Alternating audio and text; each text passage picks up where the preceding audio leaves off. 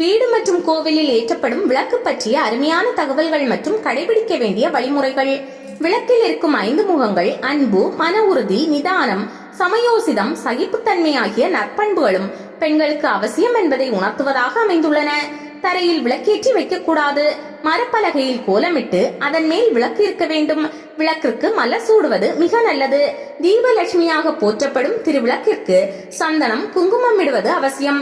தீபலட்சுமியே, எங்கள் வீட்டில் எப்போதும் நிலைத்திருப்பாயாக என்று சொல்லிக்கொண்டே விளக்கேற்ற வேண்டும். அம்மன் கோயில்களில் மாவிளக்கு வழிபாடு செய்வது சிறப்பானது.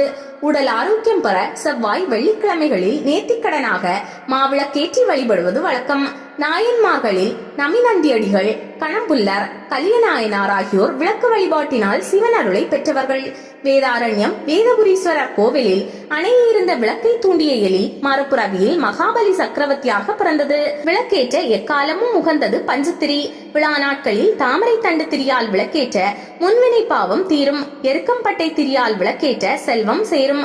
விளக்கை ஒரு முகமேற்ற ஓரளவு பலனும், 2 முகமேற்ற குடும்ப ஒற்றுமையும், 3 முகமேற்ற புத்திரபாக்கியமும், 4 முகமேற்ற செல்வ வளமும், 5 முகமேற்ற சகல சௌபாக்கியமும் உண்டாகும்.